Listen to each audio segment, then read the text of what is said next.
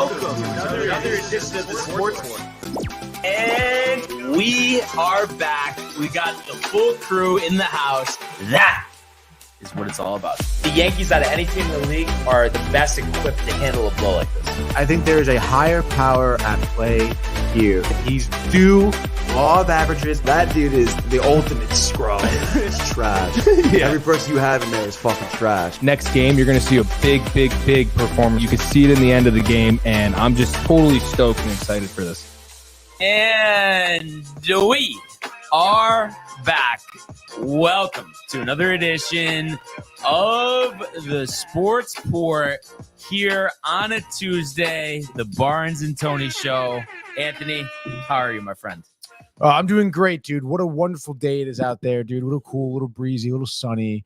A lot of sports. You don't think it's cold at all? No, I thought it was refreshing this morning. Walking out. Run or no? Actually, no run. Didn't get up Tired? This morning. Yeah. It was.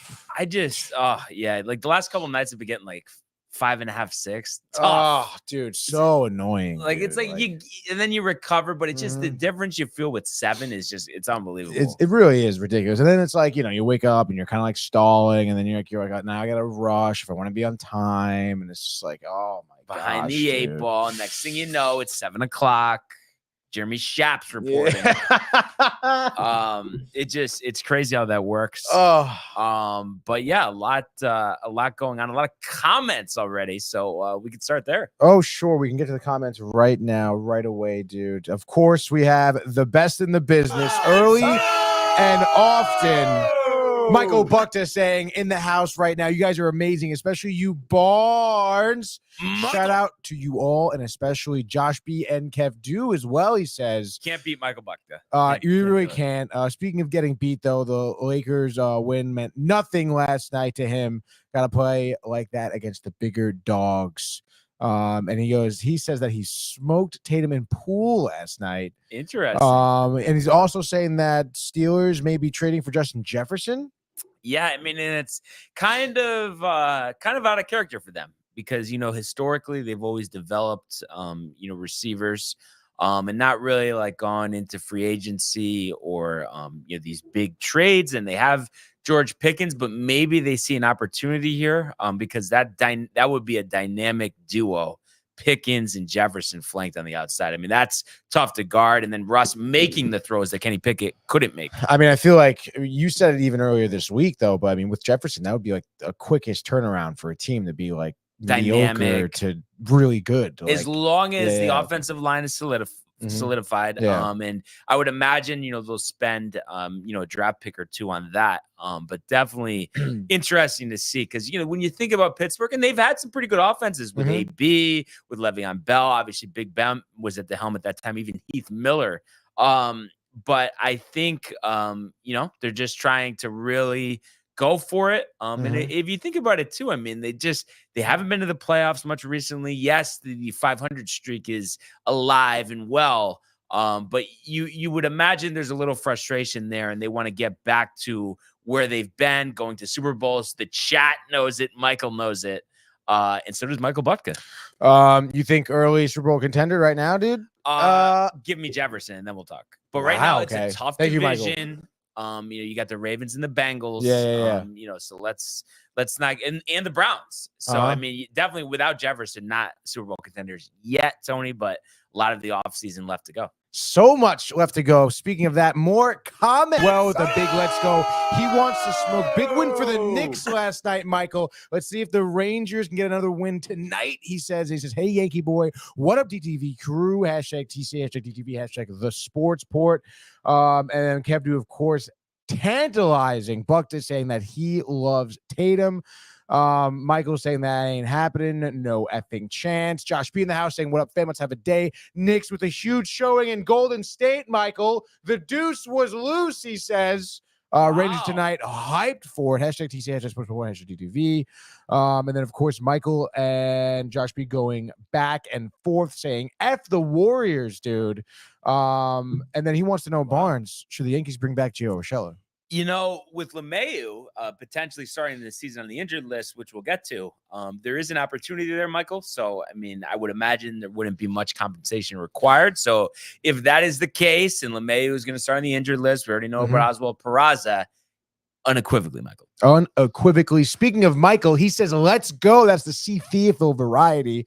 And then Matthew, also the house, saying, what's good, muchachos? Steelers crushing it in the offseason. He says, Michael Buchter reiterating, could be Super Bowl candidates. And then Matthew also says, Jets are a bunch of losers. Which I mean, Tyron Smith, we didn't talk about it. That was a good move. 6-time All-Pro. And then Michael's saying that the Browns are trash as well. So there you have it, dude. You know, and I was listening to Rick and Dave this morning. They were talking about potentially Brock. I think it's Bowers. I was gonna say, like, who's that guy that you always talk about? I think he's on the Canucks. Is it Brock Bozier? Yeah, I was gonna say that, but they were saying, and I think in Mel's latest mock, that was the deal. You know, just because they've added 3 offensive linemen. So, I mean, I like what they've done so far, but I think they have to kill the draft. And, you know, there is some risk associated here because besides the fact that, you know, you're relying on Rodgers to bounce back, Tyron Smith, you know, has gotten banged up the last couple of years. Yes. So he's 33 years old. You've invested, I think it's up to $20 million with incentives with him. So, you know, you just age, you know, there is some age there. So it's important to replenish in the draft. You know, and I fully anticipate them doing so. And getting Mike Williams, the former Charger, would be huge. Nothing on that front yet. I know Steelers are in play for him as well. Of course, we get Jefferson. I think that takes him out of the conversation, and then it's between them and the Panthers. And Rick and Dave were having a debate yesterday, you know, just about, you know, why would Mike Williams go to the Panthers over the Jets? And they were just saying, like, you know, to go there to be Bryce Young's #1 target, show his worth, and get a huge contract that he wouldn't have the same opportunity with the Jets, you know, just because Garrett Wilson's already there established. But I think that would be a great move. But if not, I think then we pivot to the draft. But I think really, ideally, they got to bring in 2 receivers, one like really good starting receiver. And, you know, usually the draft is the best place to kind of get that slot guy, developmental guy, somebody that could really prosper into something over the next couple of years. Yeah, I don't know. That'd be interesting, though. Panthers. I mean, how do you think Young's going to do? I think a lot better. And I'll get to know all the coaches. I know he was the Bucs offensive coordinator. Their coach now, and then he was a longtime Seahawks assistant. Let's see, Dave Canales, yes, was on Carroll's staff for a while, but he, you know, turned into a career year for Baker Mayfield, and I think, you know, not to say that Bryce Young is going to be an MVP candidate next year, but I think he will look a ton better than he looked last year, which was, like, short of Zach Wilson, you know, for a top draft pick, one of the most disappointing rookie seasons we've seen. I think I totally agree. And I didn't even mean to do the Wilson dig. I know that's why there was that little chuckle, but come on, I'm just being realistic. We know he had a very disappointing season, his rookie year, second year, third year. We get it. That's a good one. Thank you.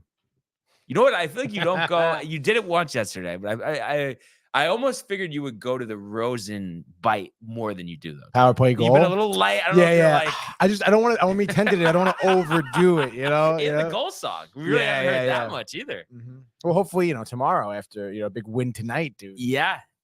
And Michael Butka right on the head saying Zach Wilson is ass. You know, speaking of saying Zach Wilson's ass, I feel like we haven't heard from Matthew Ryan, like, in a while, dude. Wouldn't you agree? Yeah. Devils. I was gonna say, I think the last time we talked to him, he was like talking shit about opening day. He'll be back. Oh yeah, true. Yeah, the Devils. The Rangers kicked their ass. I mean, what do you expect them to do? Honestly, you know. Yeah.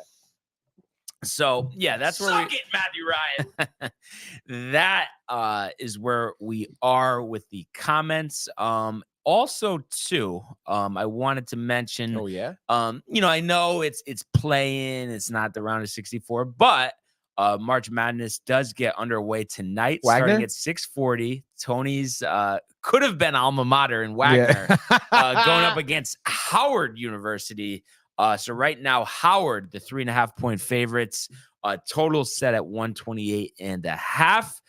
And then the nightcap 9-10 Colorado State versus Virginia, which I think will be a very competitive game. Colorado State is actually a 2.5-point favorite in that one.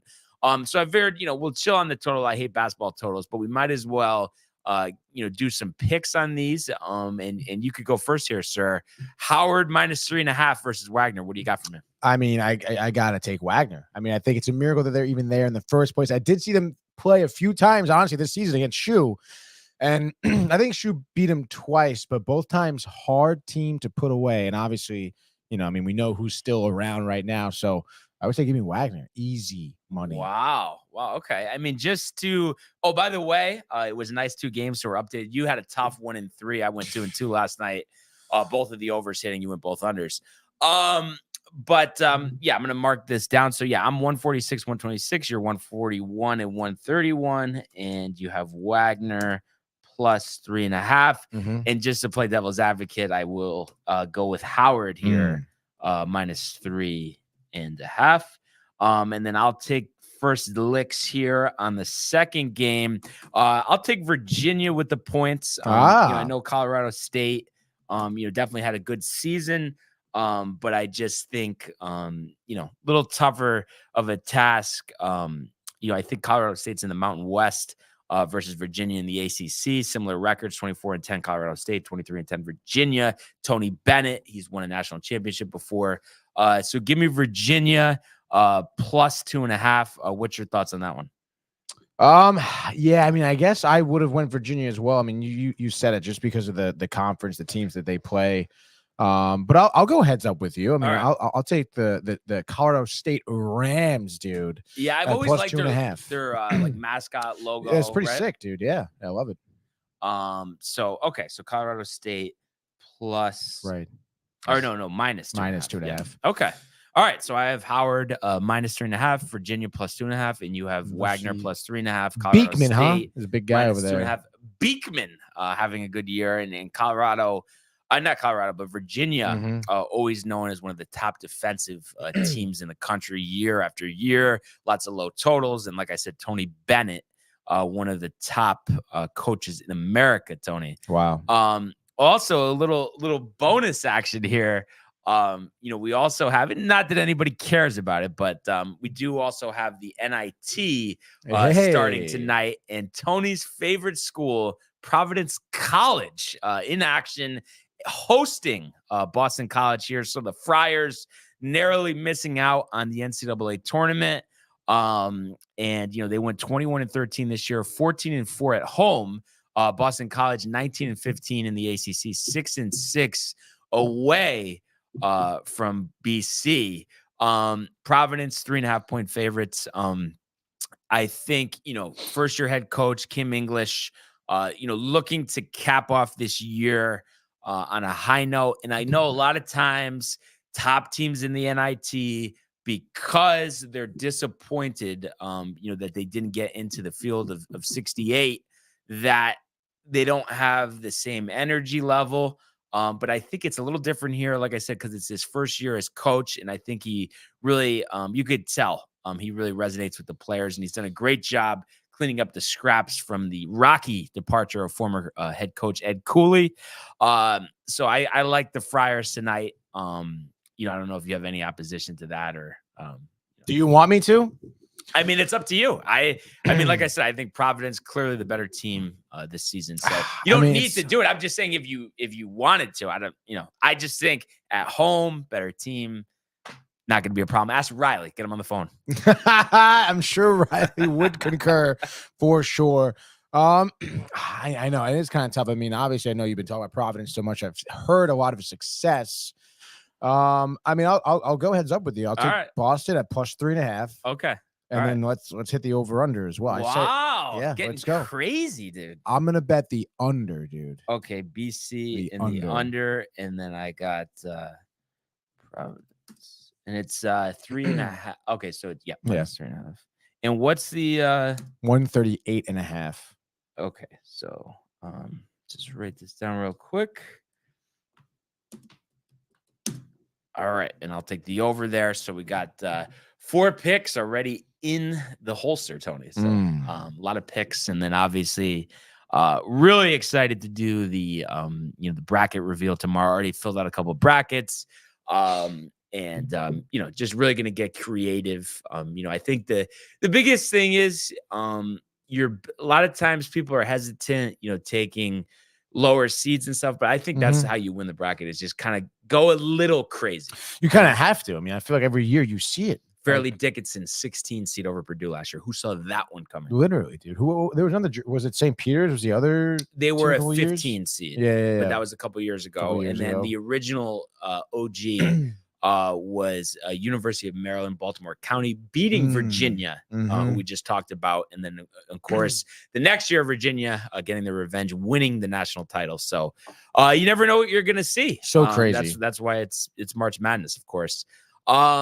But that being said, Tony, let's go to the world of Major League Baseball. It's deep to left. It's 700.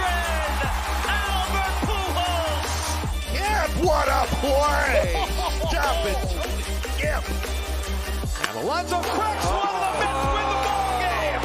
Out of sight. And it works at 100 miles an hour. 14 strikeouts. Drove deep to left field. There it goes. See ya. I believe a couple comments, as I like to say, trickled in that we didn't get to. Absolutely. Here we have chairman of the company, Yanni, dude, in the house. They have a great show, guys. I see that iced coffee is full today, Barnes. Joe Torre pulling rode down off the mountain yesterday. It was pretty cool, by the way. Football season is over. Matt Ryan is in hibernation. He says that's a good one. And did you see Joseph? Take Rodon out. I did see that, dude. It was cool. Right? It was cool to see him walk out there, dude. Yeah. It's funny. I saw him, last season at the Mets 9/11 game, Mets Yankees Subway Series 2 years ago. And honestly, he was looking like kind of bad. But did you think yesterday? Yeah, it was way better now, and he's 83. I just looked it up yesterday. Crazy, dude. Joe Torre. I mean, we talk about legends all the time in previous generations.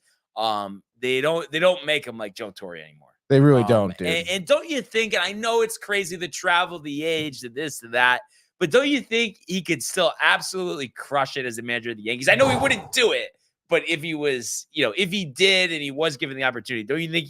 Like with flying colors, he'd be making the right decisions, dude. Demeanor, the green tea, absolutely, the green tea, yeah, dude. And I feel like if he had to go with the bench coach, I feel like if he accepted the role, his first choice would be Derek Jeter. Yeah, I can see that. The relationship they had, like a father-son relationship, literally. So yeah, that was awesome to see. And we'll talk about the Yankee game in a second. The big news though, last night, Blake Snell off the free agent market here. The San Francisco Giants striking again. Had a deal with Matt Chapman a couple weeks ago. They go with Snell here, 2 years, $62 million, opt out after the first. So kind of interesting for Blake Snell. You could say the Boris gamble doesn't pay off. The Yankees had offered him 5 years and $150. He settles for 2 for $62. Obviously, the opt-out allows him to test free agency next season, but he has to pitch for the Giants. The only thing there, I mean, we know all the concerns about the city and all of that, but they do have a pitcher's park there. So I think there is an opportunity to, kind of build off that 2.25 ERA he had in a Cy Young award-winning season. And a lot of people are saying on X as well, the Giants have had a sneaky good offseason. They brought in some names. You think about even in their rotation, Jordan Hicks, transitioning from a reliever to starter, fastball up to 100 miles an hour. You think about what they did offensively with Matt Chapman, Soler, and then Lee from the Korean League. I mean, they've really, really had a nice offseason. By the way, did you see the shape Pablo Sandoval has gotten into, Tony, coming basically out of retirement? I mean, he must have lost 100 pounds. Really? If you search his name, they'll have like the picture. I'm sure come up.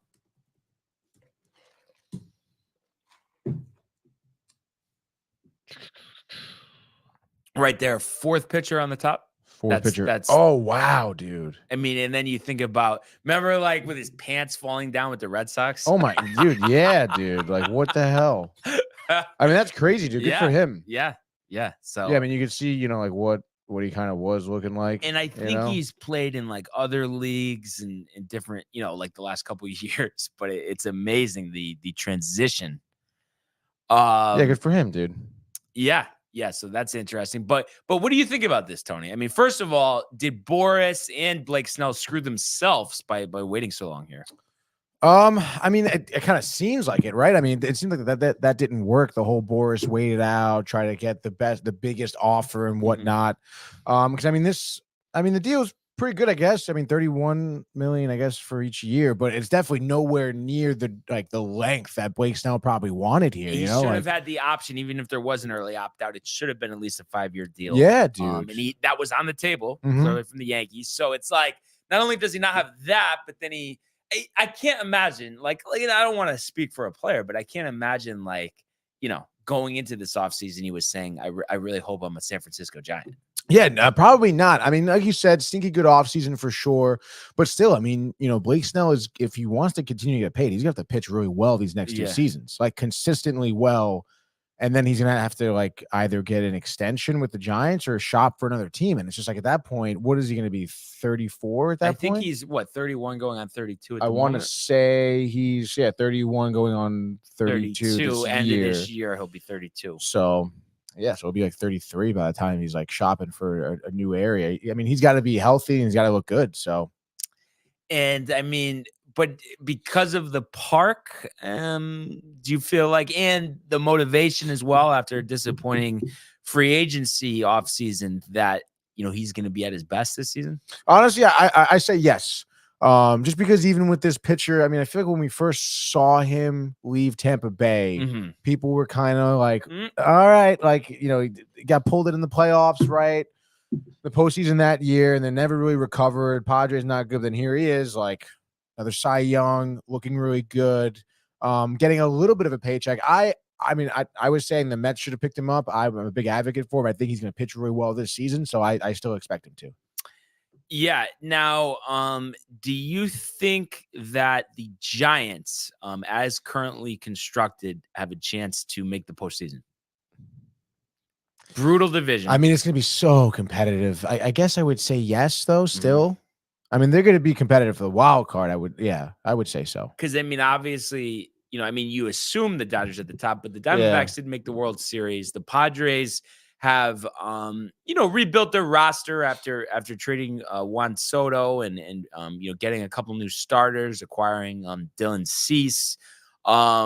So I mean, when you look at those two teams, I mean, do you think, I know the Padres were disappointing last year, but I think everybody would agree that they have more talent there than the Giants do. I mean, if you're looking at it right now, I mean, are they even, or the Padres have the slight upper hand? I mean, what do you think about that? I would say Giants are pretty even with the Padres, just because, I mean, like you said, I mean, they have more talent, but they definitely had one of the more disappointing years last season. So I don't know, man. I mean, I feel like that they're maybe neck and neck because I just don't have a lot of trust in the Padres. What? Schilt in town. Love it. But again, I gotta. I mean, we'll see where we're at. As of right now, I would say the Giants are neck and neck with the Padres. Diamondbacks, you would imagine, would be status quo. So I'd put them probably a little bit above those two teams.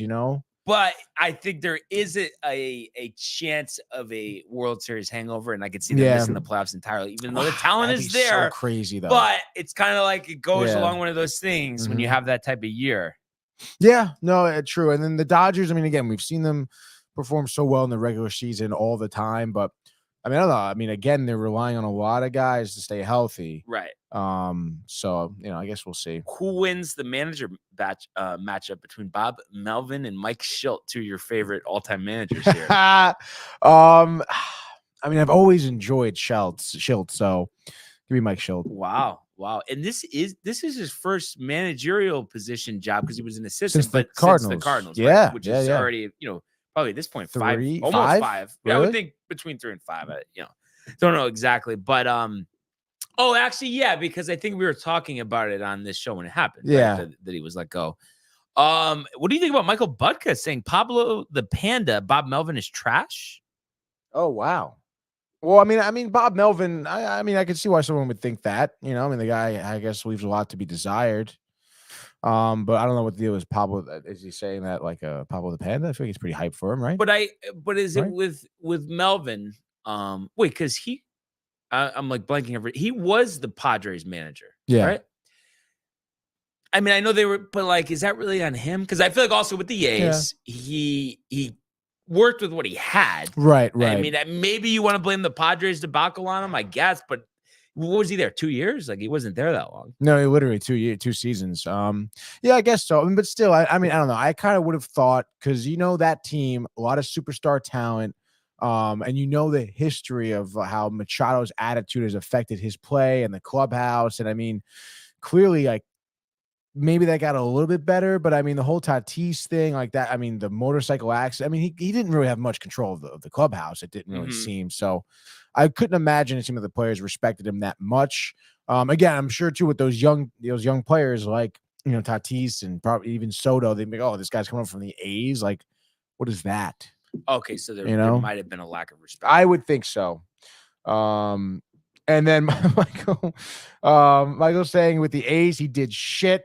And if I could easily have a bowling game with my man Pablo the Panda. That's my homie, he says, dude. There we go. Michael. Showing some love, dude. I can't believe, Tony, that we are, approaching the 24-hour mark. I know we still got a little time, but more closer to 36 probably. But MLB 24 Gaming Corner. I know, dude. I'm really hyped. Like, I can't believe the quality of our games. And also, don't you think for as much as we enjoy baseball, relatively, like I know we've had a lot of derbies, but we really haven't had that many like 9-inning games. Like whether it's on the Gaming Corner or not. Like I don't even think we've had 10. No, ever. I wouldn't say 10. 5 or 6. I think 5. Yeah, 5 or 6 around that area. Yeah. It's a shame because I mean, honestly, I feel like too. Like, I mean, the last time we played the full 9, I mean, it didn't. I mean, it was 40 minutes maybe. I feel like it went by pretty quick too. No offense, striking out. Oh man. You know what? Just I feel like always happens to me. I don't know if this happens to you because it just happened to me. I feel like when I start laughing, I like stop breathing for a second and then I get like lightheaded. Does that happen to you? Yeah, all the time. Actually, I hate that feeling though. It is kind of annoying. Like it feels like a panic attack, even though it's not. But you know what I mean? Just that little initial like rush. Yeah. Like, whoa. Yeah. Exactly. But take it easy now. Deep breath. Tomorrow's gonna be legendary. And I will say this too. I will guarantee because I've been a little on the fritz about the new NHL. So I think we'll probably have time to do like an NHL game or two after MLB tomorrow. Yeah, dude. If I win a game, I'm going to order the new game. But I need to win a game. All right. Yeah. Watch you rig it. To take a dive, dude. First game at 24, I lose by 7. Yeah. So that's obviously some good stuff there. Other news here, Trevor Bauer is going to pitch in an exhibition game versus the Yankees, which is kind of interesting. And I guess this is when the Yankees have their 2 games in Mexico City. Right. I think within the next, I guess next week, actually. Yeah. So that's kind of interesting. Kind of a surprise. The White Sox naming Garrett Crochet, the top, a former top pitching prospect, their opening day starter. But then again, I guess, I mean, who's even left pitching wise on that team? Actually, I'm kind of curious. I want to look up the options there. I know we were just talking about the Kopech situation. Yeah. What do you think about Bauer though? Trevor Bauer. So I didn't like, cause I'm not, like Bob Lee on 60 Minutes, like looking into situations. But I saw some stuff on Twitter yesterday, and I don't know. I was under the impression, he was cleared. He didn't do anything. Seemed like it was blackmail just from reports. Like I didn't carefully research it. But then you have like Keith McPherson saying yesterday, like the stuff is terrible, and that he shouldn't be allowed to play in the league. I don't know if you that's heard so any crazy. No, I was under the same impression where like it. Again, like got thrown out. Everything was consensual, was fine, whatever. But I guess I don't know. I guess we just didn't research it as deeply as we should have. I guess. Yeah. Because I've been saying this whole time, like, why isn't anyone? So it gives you the feeling that like he's kind of like blackmailed right now. I don't know if he's gonna get an opportunity. I mean, what do you think about that? I mean, I don't know. I mean, I guess based on what people are reporting now, like you're saying, like he isn't necessarily totally innocent. So, I mean, that would make sense why, I suppose. But I mean, I don't know, man. I mean, if he is innocent and he's been good, like, Yeah, why isn't anyone picking him up? I guess because they think like the report, is that bad that he's some type of like predator. That's what I'm gathering. Like I said, I haven't researched it at all. Maybe I'll do some tonight or something. But I don't know. I do think it's one of those things. Like, let's say he throws 5 scoreless against the Yankees, strikes out 10. Maybe you get some interest. Not to say that it's going to be the Yankees, but that somebody else may bring him in. If I were the Mets, I would bring him in. Yeah, like I said that even when offseason started, like no one was looking at him. Again, odd, right? But, so maybe they're waiting to see how he pitches. I thought he was a great pitcher. I mean, I understand he has kind of crazy maniac attitude. Francona. Yeah. But still, I mean, he's a good pitcher, you know? Mm-hmm. So we'll see what happens. How about the starting pitching? After trading Dylan Cease for the Chicago White Sox, starting options. Okay, you ready for this? Prelander Baroa. Shane Drowan. Michael Soroka, Tiki Toussaint, and Devi Garcia. And Chris Flexen, but they're listing him as a reliever. Wait, Mike Soroka really got hammered last year. Was he still with the Braves last year? Yeah, I'm pretty sure. I thought he was. That's the guy who tore his Achilles twice. Yep. That sucks, dude. That's not good at all. And there's other guys I don't even know those Tiki other Toussaint, guys. I think he was on the Braves. Toussaint sounds familiar, but the first guy you said with the 3 names. Yeah, I don't know. They're more minor league guys. Soroka is still 26. Has a 640 earned run average. Had one anyway last year for Atlanta, but since 2019 he's made 10 starts. So hard to really say. Obviously, he was magical back in 2019, but I mean, I'm sure the White Sox are hoping a lightning in the bottle and potentially somebody, if he is anywhere close to how he was pitching prior to these Achilles injuries, that they could flip at the deadline if the season goes as we're all anticipating. I mean, I'm pulling for that guy. Mets, because if the Mets are in it, could be a trade target. That would be great, dude. But even so, I mean, it's just his story sucks, because it's just like, I mean, he was so highly touted. He came in the league when he was 20 years old, like, and then he tore his Achilles twice, dude. Like, what the hell is that? And he still was pitching well for the Braves at the time, dude. He was gonna be their next ace, right? So obviously, you're pulling for that guy. Definitely, dealt a tough deck of cards here, but yeah, even more so. Hopefully, does well with the White Sox. Mets pick him up trade deadline, and let's freaking go with the World Series. Twins closer Johan Duran expected to start the season on the injured list with a moderate oblique strain. So you have that, and then I mentioned this already, but DJ LeMahieu with a deep bone bruise on his foot. So it kind of seems like he's going to start on the injured list. And we were, Michael was asking about Gio Urshela. All they're saying about LeMahieu, he's still pretty sore, moving around a lot better. I definitely think it's going to cost him some days here. And they're saying they won't rush him back. Aaron Judge will be back in the lineup on Wednesday. It provided, which I would imagine, a guy that you sign for $1.5 million, you're not looking for the the kitchen sink for him. If it is basically for nothing, the low-level prospect or something, do you think it makes sense for the Yankees with the LeMahieu injury to take a stab at Urshela with Peraza, going to miss the first couple months? Absolutely. Yeah. Right? Yeah. Why not? Because I guess the Tigers are looking to go younger at that position, so they might not even want him on the roster anyway, to kind of take the pressure off. I forgot who they're even putting at third.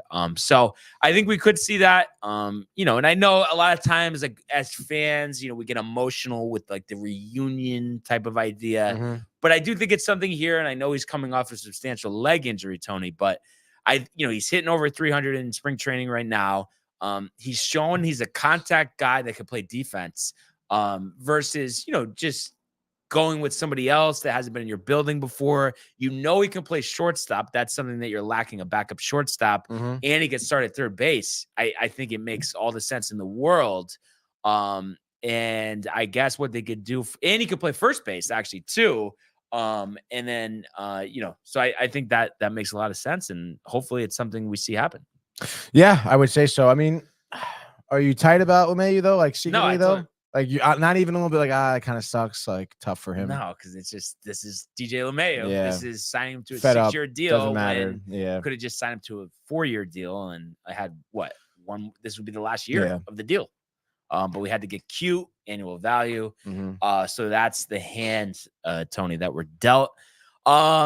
So it'll be interesting to see what happens. On the diamond yesterday, we saw the Yankees defeat the Philadelphia Phillies 4-3. Carlos Rodon lights Pitched out, well, 5 very well. 2/3 of no-hit innings through 72 pitches, and struck out 5. Joe Torre giving him the hook, which was great to see. And fastball, upwards of 96 on the radar gun at this point of the year. I think that's outstanding. In terms of the other pitchers, Loaizaga and Poteet giving up a couple of runs, but Yankees hold on for a 4-3 victory, as well as nice. Cabrera hitting a home run, his first of the spring, and obviously will get a bigger opportunity than anticipated, with the injury to Peraza and then LeMahieu. So taking advantage of that. Alex Verdugo had 2 hits, which was good to see. Gleyber Torres also had a double, and Stanton picking up a hit as well. And it was 2 hits for Cabrera. So good to see that. And a guy that I feel like there was some decent expectations when he was called up a couple of years ago, hit that home run against the Guardians in the postseason, and then kind of had a pretty piss poor year last year. This is a big year for Oswaldo Cabrera. So, he has energy. I think the Yankees like that. They like the versatility, but it's time to produce. You think he will? Yeah. Yeah? Yeah. All right, dude. If you say so. No, I agree. I think so too. I mean, you said it. Is that time to step up? And I feel like all signs indicate that he would. So that's huge. Yeah. Yeah. So you love to see that. And I'm really excited about Rodon now. Dude, he was like 97 on the gun, like hitting, and he was like we talked about. He pitches with such emotion, and he hammers that fast. If he locates it, I mean, he's gonna be super dangerous. Super dangerous. Yeah. Yeah. And it's interesting. What do you think went into? Do you think it is just like a pressure thing as to why the Yankees, even though Rodon is outpitched Nestor, they went with Nestor as the opening day starter? Do you think that's still like they see it as like alleviating pressure, like not getting the opening day start? Because you would think it would make sense. I mean, he's your highest paid pitcher other than Garrett Cole. Right. Yeah. I don't know. Like, I don't know if they're looking more into it, like statistically wise or whatever, or maybe they just are looking up in terms of like matchups further down the road where Rodon or Nestor would line up against, certain, teams start of the season. But yeah, I mean, I guess I would put Rodon out there. I don't know. But I mean, he'll start the second game. Yeah, which is fine. The third. Yeah. It's funny. A lot of people down on Marcus Stroman. I was actually getting my haircut yesterday, and a couple of people were saying like, "Oh, like he's," but I don't know. I just don't like. He's not gonna like. It's not like he's gonna have a 6 ERA though. Like, you know what I mean? No, like, probably not. I think it's gonna be high 3s, honestly. And I don't know. He might not always give you 7 innings. I mean, but that's his career. That's his MO. You know what I mean? That's what he does. So I think, I get it, the antics, this and that, but I think he's going to be a little more motivated than he normally would be, being a Yankee, because I think that's something he's always wanted. Yeah, no, yeah, potentially. I mean, again, like, I think you're asking the wrong guy right now. 'Cause, like the experience the Mets had with Stroman was not great. And then you could argue maybe he, wanted to be over on the Yankee side, I guess, this whole time, but still not a great attitude, that guy. So I guess, we'll see. Time will tell. So Yankees are off today, unfortunately.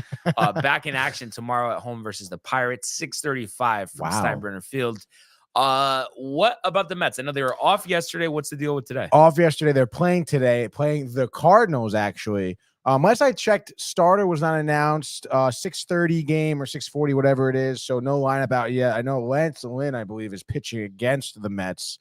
Which we've seen him a couple times, already this spring training. I want to say his ERA is like a 6.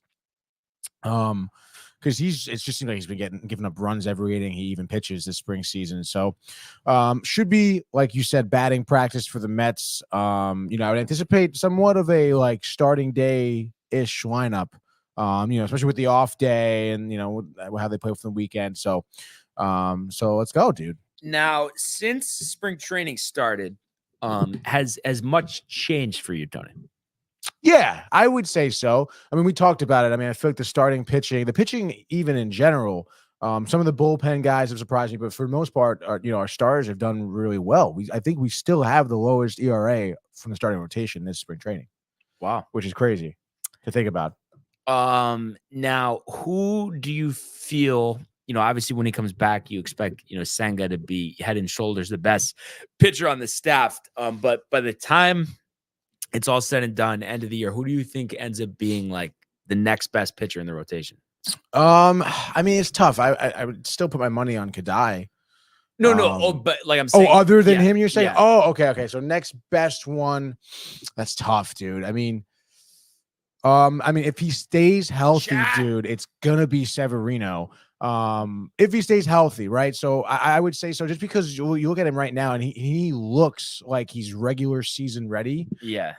So you'd imagine he starts off his season very well, and then like I said, if he stays healthy, I mean, he can give you a full year of probably some phenomenal pitching. So I would say a healthy Severino, dude.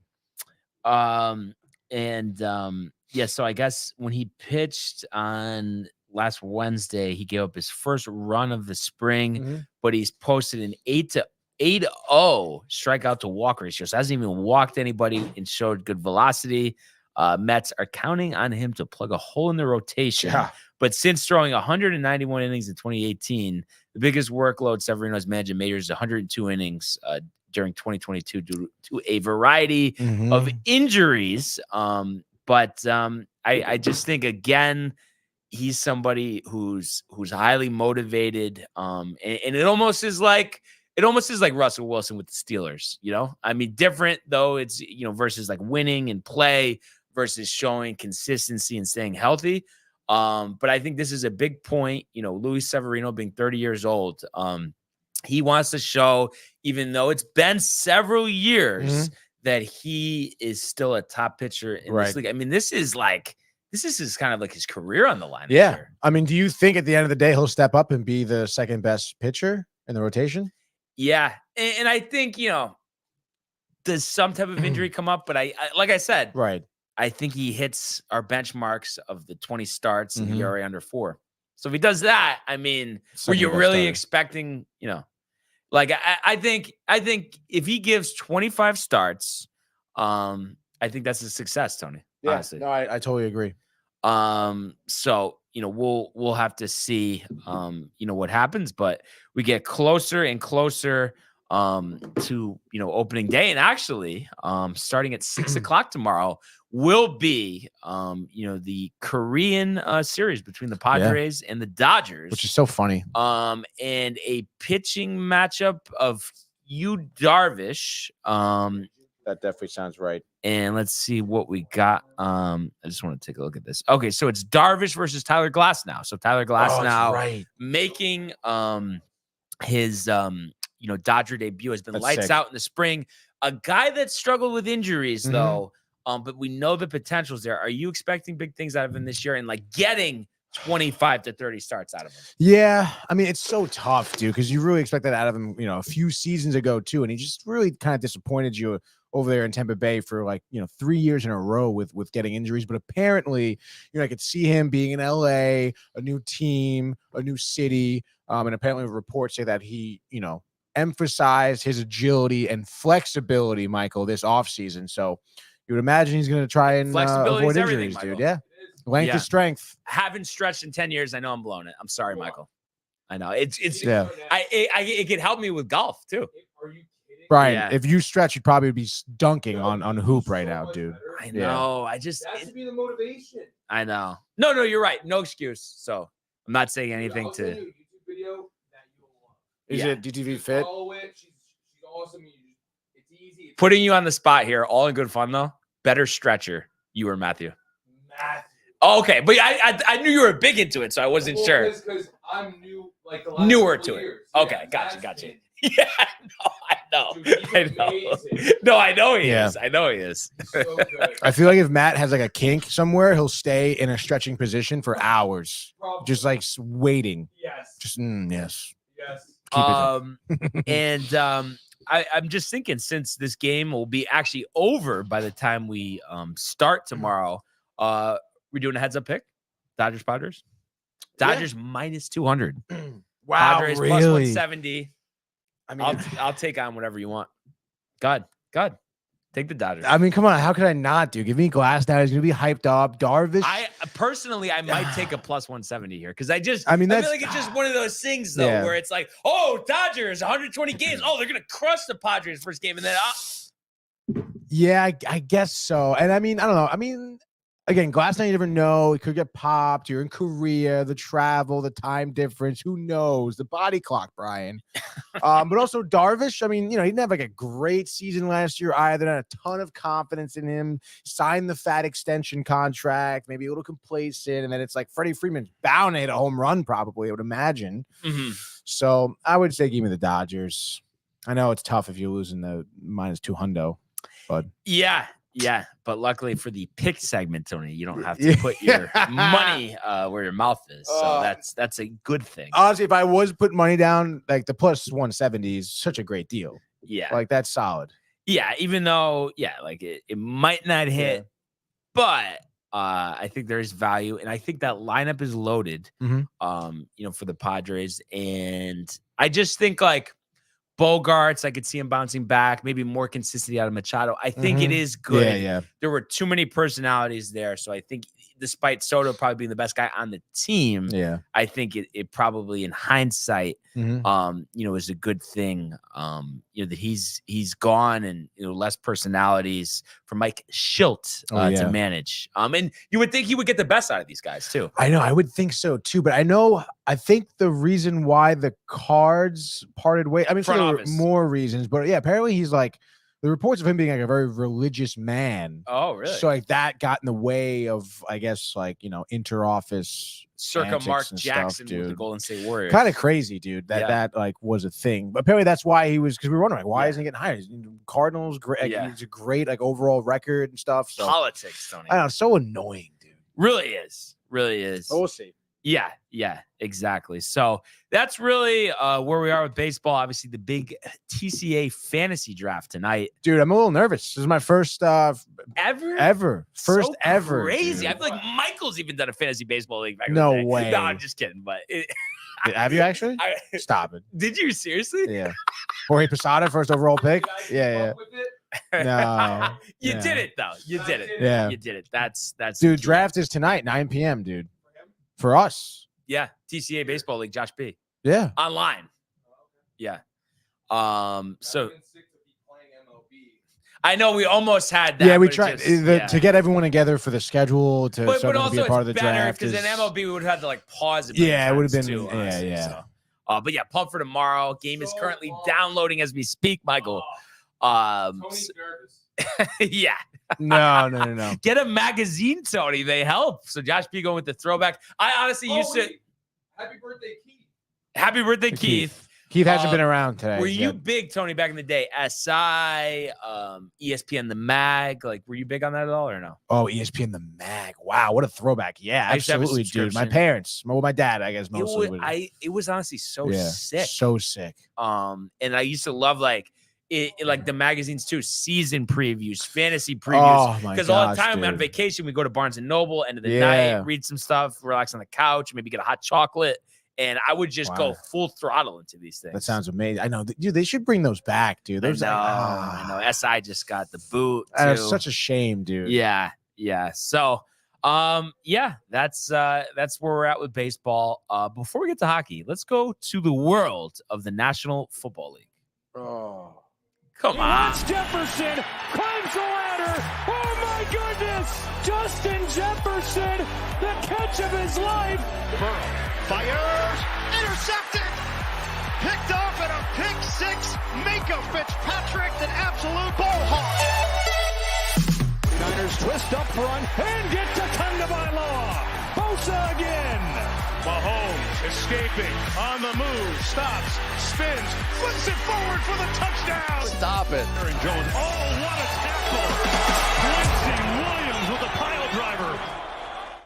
All right. So the offseason continues on as we get closer and closer to the NFL draft. But the big news yesterday, Chase Young, who started last year, of course, the former number 2 overall pick, of the Washington Redskins at the time, was traded to the 49ers midseason last year, going $13 million contract with the New Orleans Saints.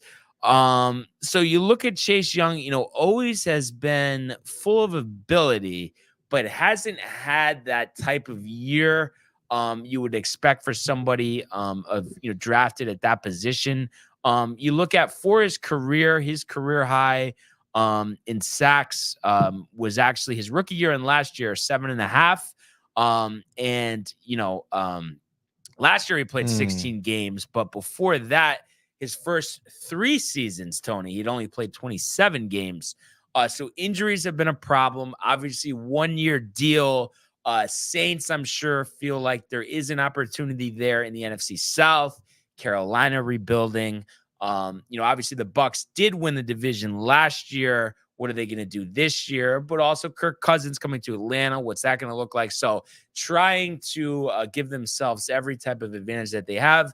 As a 1-year deal for a guy who still, believe it or not, is only 24 years old, I would say that it's worth the risk on a 1-year contract. Yeah, I mean, how could you not? You said it, 24 years old, defensive rookie of the year, back in 2020 there. So the potential is there. Like you said, he's clearly just struggled with injuries. So yeah, I would stick to it. I mean, 24-year-old. I don't know. Do you know what the injuries were? Are these back, knee injuries? Let's see what we got going on here. Chase, yeah, I mean, there was a bunch of different things. Also, there was a couple. Let's see, what do we got here? ACL. Okay, 2021. Towards ACL, neck stinger, and the groin strain. So kind of all over the map. Yeah, that is tough. It is kind of all over the place. But it's a position that is going to have injuries. Right, no, exactly. And trenches, Tony. ACL was back in 2021, so let's go. Obviously, this past season looks like he had the neck stinger. But that's something you gotta, you just gotta fight through it. It's just a stinger. You're totally fine. So you would imagine he's coming into this year at almost 100%. Nothing major. And yeah, maybe New Orleans, get some confidence, a couple sacks. I think he can definitely beat his career high. I mean, his ceiling, I think, is up there if he stays healthy.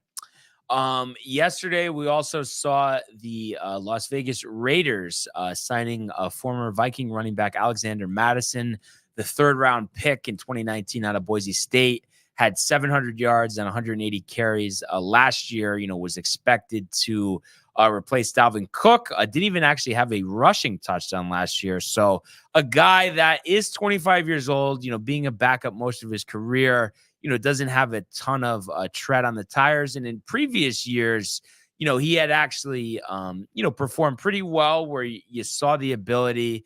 And obviously the Raiders, with a hole in the running back room, losing Josh Jacobs to the Green Bay Packers, seems like a good kind of flyer move for the Raiders. And maybe they also, add a running back in the draft. They have Zamir White, who was on the team last year as well. What do you think about the Raiders going with Madison here? Yeah, I mean, I guess that's pretty cool. I mean, you said it. I guess it's worth it to take a flyer on him. I mean, I don't know. I mean, I don't think that this is going to make or break the team, 25 years old, right? I mean, that's if he does well, he could have a future with your team. You could be set at running back. Yeah. What do you think? You think he's got some longevity? Yeah. I mean, I think it really depends on the line because I do think the ability is there if he stays healthy. Given the opportunity, I think he can perform well. Yeah. I don't know. I mean, Raiders. So we'll have to see how that works out. Also, the Detroit Lions are going to sign a former Baltimore Raven, Kevin Zeitler, to a 1-year deal. He just reached his first Pro Bowl in his 12th season this past year. He had some knee and quad injuries, but finished with a 93.8 pass block win rate. Just has been kind of one of the more underrated offensive linemen in the league. To me, this screams a Dan Campbell move. Yeah. offensive line. He's big on it. I mean, Yeah, I think, I mean, obviously he's a little older, but I think it makes sense. yeah, I mean, I don't know, man. I kind of enjoy older offensive linemen. I don't know about you, but I feel like that experience means a lot more. In that specific position, I know football is definitely a young man's game, but regardless, I mean, I think, like you said, this is a very Dan Campbell-esque move. I feel you can never have enough linemen. I mean, you never know. I mean, we saw this season how many offensive linemen went down for teams, and I mean, whether it's centers, guards, tackles, I mean, you're talking about, a position to that, it matters what side you're on too. Like you have a preferred side. So to stack up your O-line, I mean, I feel like it's always a good move. And like you said, I mean, he's going to come in here. He's probably going to play well for Dan Campbell, and he's going to make a difference for the Lions for sure. Also, the Dallas Cowboys losing Leighton Vander Esch. He was released and then subsequently retired. He said his body not cooperating, has had a variety of injuries since entering the league, a first-round pick in 2018 out of Boise State. And only played in 6 games last year. Burst onto the scene in 2018, 140 tackles in his rookie year. Wow. But just neck problems are tough. And some other injuries he's had. So only 28 years old, but unfortunately, due to repetitive injuries, has to hang him up. Yeah, it's a tough thing to hear. Neck. I mean, you can't mess with the neck. I know, especially in a sport like this. I mean, it's tough, dude. But I mean, nonetheless, I mean, yeah, it's just sad, I guess. Yeah, no, it definitely is. So, we definitely, wish him well. And, I mean, not many people can do what he did, be a Pro Bowl linebacker in the league and play 6 seasons. I think sometimes we take that for granted. So nevertheless, a lot to be, proud of, on the side of Leighton Vander Esch. And one thing that I feel like we didn't really spend too much time on, and there was just an article about how he's excited to get to work with Kansas City, how they signed former Cardinal and Raven wide receiver Marquise Hollywood Brown. You look at the numbers last 2 years, only combining for 1,283 yards over 26 games. But the previous year, his last in Baltimore, he did have 1,000 yards and 6 touchdowns. Of course, speed, a big part of his game, and thinks he can kind of be used like how Tyreek Hill was. What do you think about Brown in Kansas City? If anybody's going to work, it's going to be with Patrick Mahomes at quarterback, no? I mean, yeah. I mean, it's so hard with any receiver they pick up. It's hard to pick off. This guy's going to be used well because I mean, between Andy Reid and Patrick Mahomes, you bet your bottom dollar, Brian, that they're going to probably find this guy open downfield. You mentioned his speed that he's going to utilize. And we talked about it, last season. I mean, the Chiefs didn't really have a lot of great targets in that position, dude. So, I mean, to have another one, and for someone who, like you said, has expressed, I guess his enthusiasm and excitement to play, I mean, I think that's half the battle right there. I mean, any player, especially who, maybe, his career wasn't looking great all of a sudden on a team with Patrick Mahomes. I mean, you're going to play hard for him no matter what. So, obviously, I think that's a great pickup there. What do you think about the 49ers who lost backup quarterback Sam Darnold to the Vikings, agreeing with Josh Dobbs to back up Brock Purdy here, 1-year deal? I mean, I guess that's cool. I mean, we saw some Dobbs last season. He looked okay, I guess. Obviously could use some work. I think he'll be a good backup though. But I mean, I don't know. I kind of would have thought that you want to look for a more veteran backup. I mean, he is a veteran, though. I mean, he has more experience than Sam Darnold. I know, but it's interesting. But you really think about this, Tony. I mean, it's kind of equal with what Darnold has accomplished because we forget, just because he was drafted high, he hasn't really accomplished much. Yeah, true. Well, I'm not even saying that. Oh, I would rather have Darnold. I'm saying even get someone older. Yeah. But I mean, hey, man, I mean, obviously, I mean, like you said, they had an improvement from Darnold for sure. But we'll see. I mean, and he had some good moments, with the Vikings last year before the turnovers kind of bit him down the stretch. But I do think too, I mean, we know, about Kyle Shanahan's creativeness. I mean, if anybody was going to, and perfect scenario, he doesn't even play a snap for the 49ers this year. But if anybody could harvest the best out of Dobbs, it would be Kyle Shanahan. Yeah. Mobile quarterback in his system, the zones blocking scheme. Right. I mean, I think it would work if they needed to throw him in there. Yeah, I guess so. I mean, that's what they said about Darnold too. You know, so. Well, I mean, they didn't really have to play. Yeah, he didn't play, and I feel like he was fine when he played. Like, it wasn't like a disaster. I would have liked to see that more. It's kind of but I wonder what I guess the Vikings, because they got that second first round pick, I guess they're looking to get into the top 5 or higher. They're looking to trade up still, you're saying? Yeah, I don't know. I just am not. I know you're not, you're not studying these quarterbacks coming out of college, but I'm just not like enthralled with them. And I don't know. I just feel like if I were them, I wouldn't necessarily like do that and like almost like draft somebody like later on and give Darnold a shot. I don't know. I mean, I just to mortgage the future, give multiple first round picks, and then the guy like isn't that good. Like I don't know who I'm like in love with in terms of like the prospects in this draft. Caleb at the top, some concerns there, but has shown great ability. Right. Drake May, I think decent. But then like Daniels, McCarthy, further down the list, Nix and Penix. I don't know. It's hard for me to really say who's gonna really like be a star. And if I didn't know that for sure, I wouldn't like mortgage the future to move up for those guys. Yeah. No, I mean, I totally agree. Especially, I mean, you look at, how many quarterbacks go, first, second, third overall. And especially being, probably in the New York area, we probably see it more often than not, all these quarterbacks being busts, So, I mean, I agree with you in that sense where I wouldn't be mortgaging my future for maybe this guy is going to be good when it's like I could probably shop around in the league. But I don't know. I feel like a lot of teams, they look at it as in it doesn't matter if I necessarily need this quarterback or it'll work. Like I'll take this guy because the quarterback position is so like wanting around the league and so like touted that this guy could be used as currency almost like if he doesn't work out with my team, I guess. I don't know. I feel like I hear people say that, like, oh, you might as well just take him. Just take that. You have that pick. Just take the quarterback. But you don't just take him to take him. Dave was saying that this morning. Oh, he was saying that? Yeah. But see, I feel like so many teams do that though. Oh, of course. Can he pick it? Yeah. Where's he take him to take him. Yeah. And it's like, so and just looking at the ESPN quarterback rankings, they actually have, obviously Williams 1, but they have actually Jaden Daniels, the LSU quarterback, 2, Drake May 3, JJ McCarthy 4, and then Bo Nix, Michael Penix, Spencer Rattler 5, 6, and 7.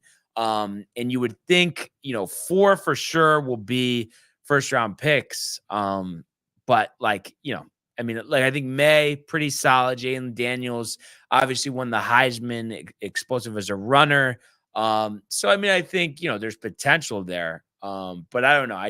When I'm drafting a quarterback high, like I want it to just be like no doubt. Like I just see it as soon as this guy puts his arm back, like he's a star. But now, do you think like it's worse for teams to, let's say, like they think maybe like you think we're like, oh, I'm not entirely certain, they pass, next team picks him up and he's really good. Like, doesn't that hurt you more so than picking him up and then him not turning out good? Both are bad. But, really. I mean, obviously both are bad, but yeah, it's hard to rebound from a mistake like that. Yeah. So we'll have to see. But the NFL draft will be here, before we know it. So definitely excited by that. I think it's the 23rd. If I'm wait, it's this weekend, yeah? No, of April. Oh. The 25th to the 27th. Okay. All right. So coming up on a month away. So obviously as that gets closer, we'll get the draft music up and the mocks going. Hell yes, dude. So we're excited about that. Who did the Jets add at 10? That's going to be a conversation.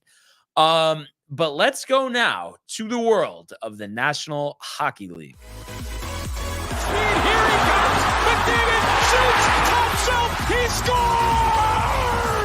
Captain with the overtime winner. That's the middle. It's a world-class hit right here.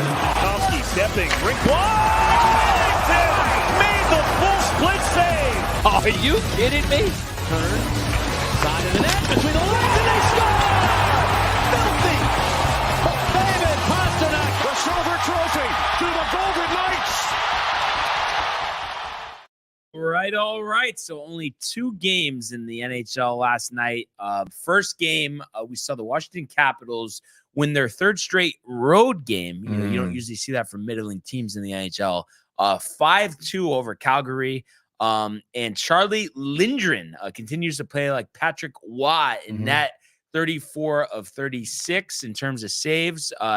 Dylan Strome got the scoring going in the first, his 23rd. Alex Ovechkin, a rare 2-goal game, both on a power play in the second, made it 3-0. Flames answered back with a Rooney goal to make it 3-1. But then from that point, Capitals pretty much dominating. Lapierre, his 8th, made it 4-1.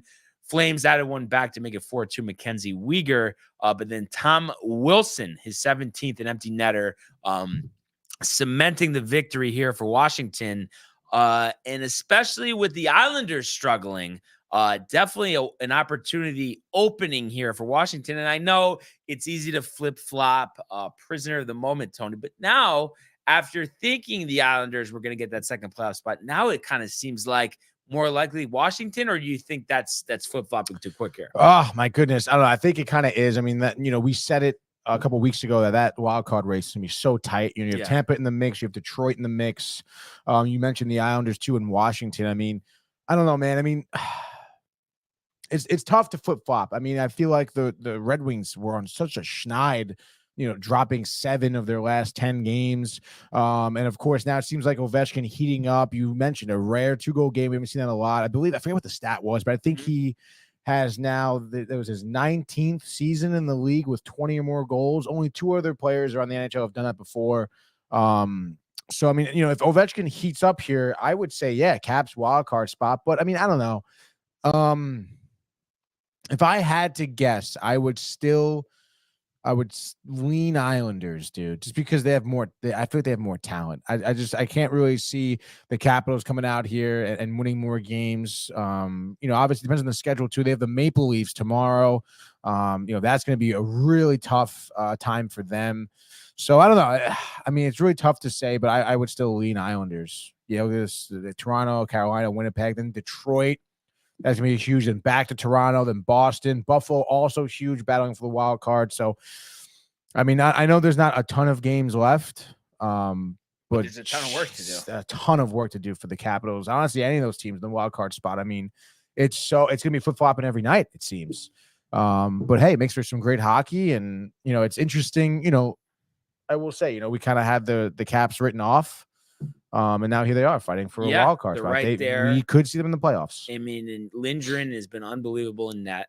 And then anytime you have an all-time legend like Alex Ovechkin, you think you have a chance. And Strome is playing crazy well this year as well. Yeah. So something to keep an eye out for. But yeah, right now they're 2 points right behind the oh no, they're in the wild. Oh yeah, they are they're the second spot as of last night. 2 points ahead of the Islanders, 1 point ahead of Detroit. Yeah, obviously, you know, Detroit, you would expect to taper out. Tampa heating up, you expect them to stay there. So, I think it really is going to come down between Washington and the Islanders. I know the Sabres, who won 6-2 last night in Seattle, have a shot, especially after starting out so piss poor this year. Seems like a little too late, but you know, we'll have to see. But a crazy first period last night, 5 goals, started by Jordan Eberle, his 15th.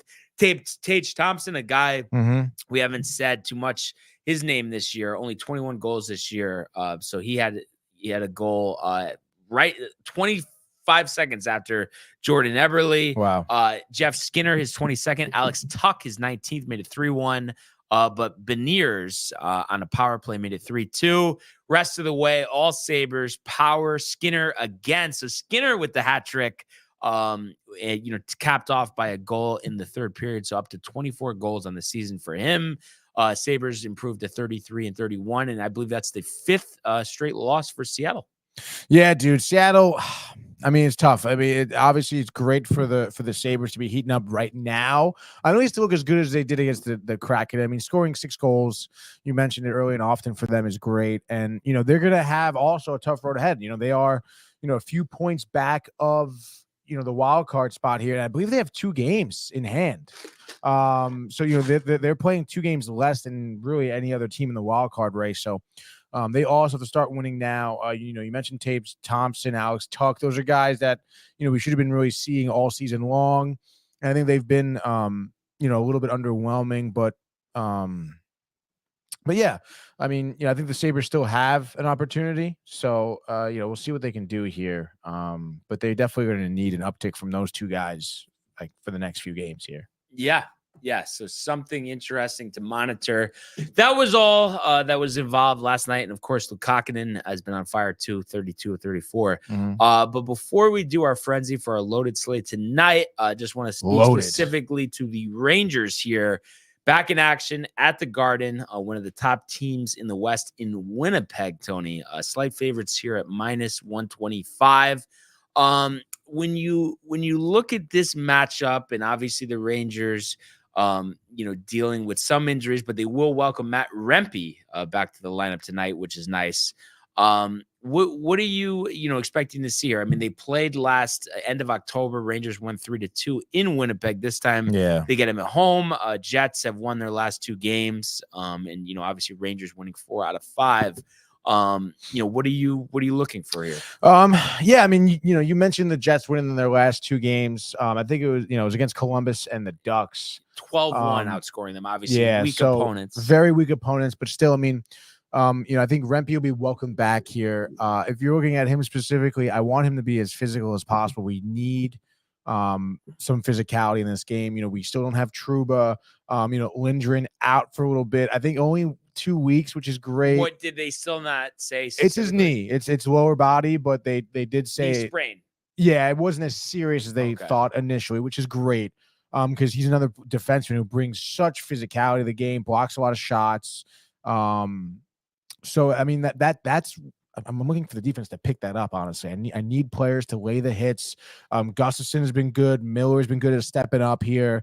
I know we don't see a lot of it, but you need to see Fox stepping up, laying down some hits as well, blocking a lot of shots. I mean, Winnipeg can have a lot of offense going for them, I mean, they are a top goal scoring team. They have a great goaltender as well. This is not going to be an easy game in any sense of the word here. And, you are down, a couple of defensemen here. So, I mean, like I said, I think the key is in your defense. You have to transition well.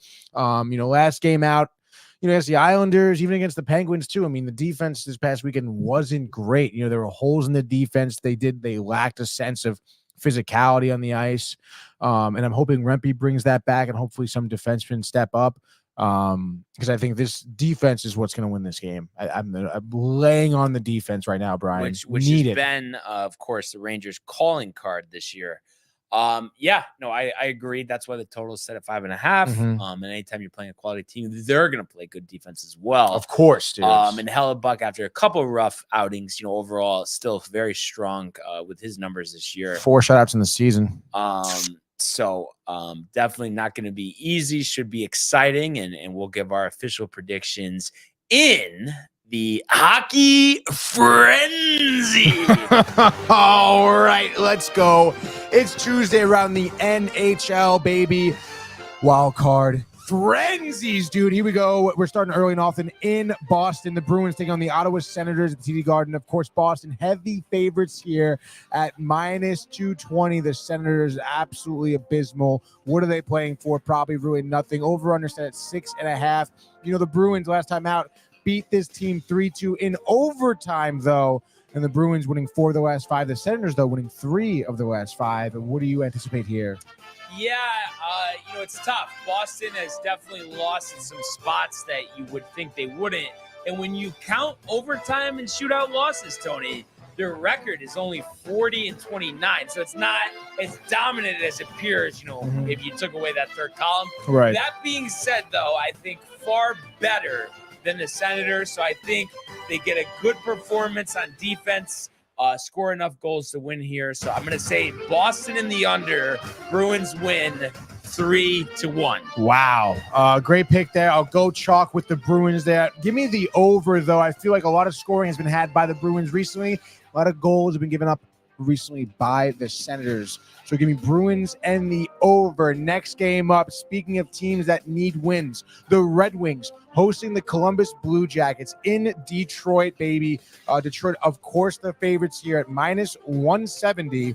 Over-runners at 6.5. Detroit playing their asses off for the wild card spot. Both teams here have dropped 4 of their last 5. I mentioned Red Wings getting off the schneid, at least trying to. The Red Wings also looking for the regular season series sweep against Columbus. Do they get it? They get it. Desperate times here, desperately trying to stay in playoff position. They get the win here, a tight one, another low-scoring game. But Detroit will win this game 3-2. So Red Wings and the under. I will concur with that. Give me Detroit. They did shut out the Blue Jackets already once this season. Granted, it was back with Husso. Oh, wait, no, it was Lyon, actually. Yes, dude. Give me Red Wings in the under. They win 3-0. Another shutout for him. Next game up, still 7 p.m. The New Jersey Devils looking to get another win against the Pittsburgh Penguins this season. The Devils minus 125 here in Newark, New Jersey. The over-under is at 6.5. As I mentioned, the Devils did beat the Penguins before back in November, 5-2, pretty dominant. However, Devils, as of recently, lost 4 of the last 5 on a 2-game losing streak, only scoring 2 goals in their last 2 games. Where is that offense? Do the Penguins capitalize on that?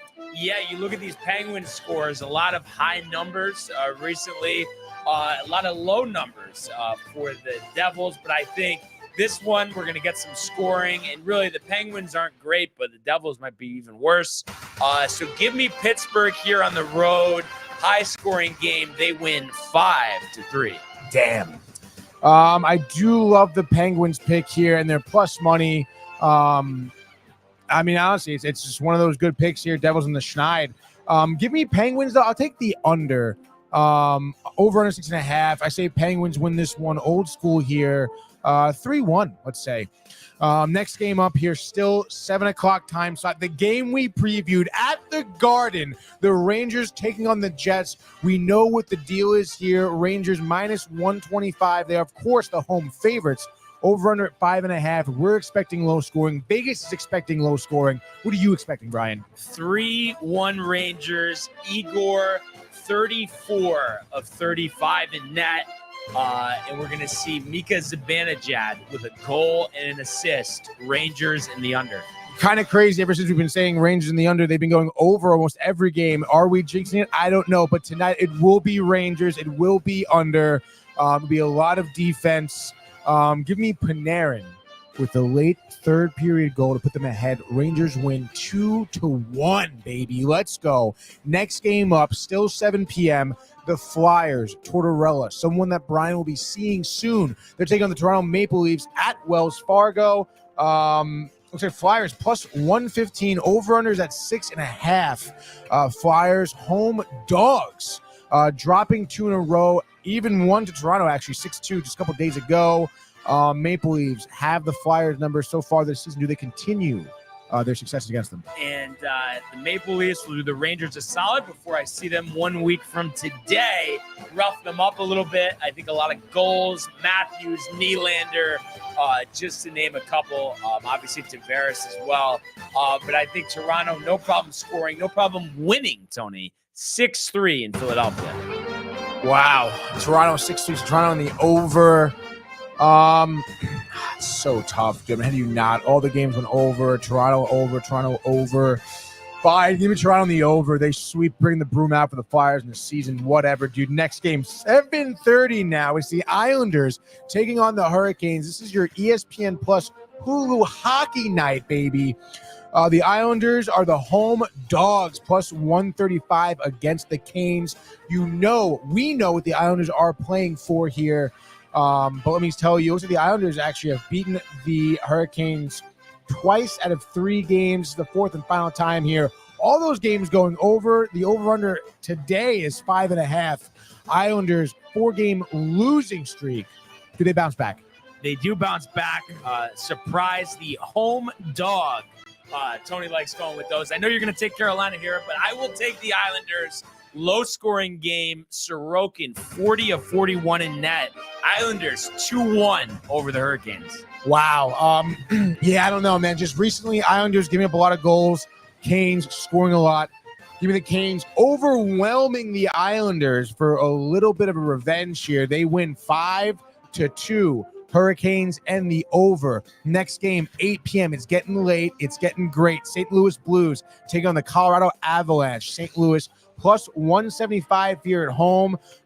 In St. Louis, we know about the talent of the Avs. Over under 6.5 tickets. I think I saw as low as $13. The Blues, but 4-game win streak. I believe the Avs are on a 6-game win streak right now, dominating teams. What do you think is going to happen here? Avalanche and the over. Blues have been definitely playing some better hockey, winning 4 straight. But Colorado clearly a level above. You look at the season series, Avs have won 2 out of 3, make it 3 out of 4 after they defeat the Blues in St. Louis 5-3. Yeah, I mean, give me the Avs. I say the Blues play hard. They've been playing hard. But I say they end up losing this game. I'll say 4-2. So give me the Avs and the under, just on the under there. Next game up, still 8 p.m. We're going to Nashville, baby, as the Predators are taking on the Sharks. Tickets as low as $20. The Predators here, minus 425. By God, what a line there. Your over-under will be at 6.5. The Predators, of course, taking down the Sharks already twice this season. This will be the third and final time these two teams play. The Sharks, 4-game losing streak. The Predators winning 4 of the last 5. What do you got? Yeah, I say Nashville hits the over themselves. 7-2 over San Jose. So Predators and the over. Yeah, I don't know. I would say maybe Predators. Give me the under. They win, I don't know, 3-2. San Jose keeps it close there. Next game up at 9 p.m. Now, your Edmonton Oilers are taking on the Montreal Canadiens in Edmonton, Alberta, baby. Edmonton, of course, the favorites here at minus 380. Over-under will be at 6.5. We know the Schneid, the Canadiens have been on all season, 25, 31, and 11, dropping 2 in a row here to Boston and Calgary, respectively. The Oilers coming off a tough overtime loss against Colorado at home. Oilers narrowly beat the Canadiens back in January 2-1 in overtime. So what do you think here for the Oilers? I think handily over the Canadiens. Edmonton wins this one. We're going to say 6-2. So the Oilers in the over. Oilers in the over. Against these good teams. I mean, yeah, I guess give me Oilers in the over as well. There's going to be a lot of scoring here. I just think from both sides. Oilers 7-3, something like that. Next game up, we're going to the 10 p.m. time slot, baby. Let's go. Still in Canada, Vancouver, Rogers Arena, the Canucks taking on the Buffalo Sabres. We talked about Buffalo needing to play hard these next few games for the wild card spot.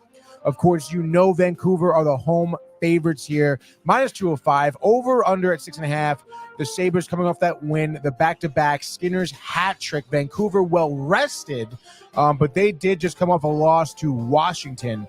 And they did beat the Sabres 1-0 back in January. What do you see here? Brock Bozer, Tony, with the hat trick as the Canucks torched the Sabres on the back-to-back 7-2. Oh, my goodness. Yeah, give me Canucks in the over as well. Give me JT with the hat trick, okay? All right, Jess. How about that? JT Miller, baby. Canucks bounce back after 3-game losing streak. They win, 5-3. Next game up here. We're going back to the US of A, baby. One of the greatest cities in America, Las Vegas, Nevada. The Golden Knights taking on the Tampa Bay Lightning. Vegas minus 135 at home. Your over-under, you bet your bottom dollar, is 6.5 here. The Knights coming off a big win against New Jersey, but the Lightning heating up. 3-game win streak, beating some great teams around the league. Do they have what it takes to get another victory against the Golden Knights here? Yeah.